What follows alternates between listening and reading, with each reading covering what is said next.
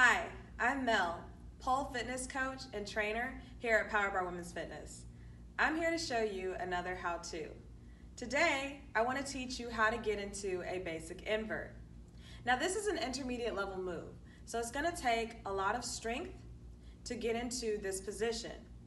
So make sure that you are thoroughly warmed up and stretched before attempting this move. I'll also give you some tips on how to get into this invert more easily at the end of the video. Let's begin.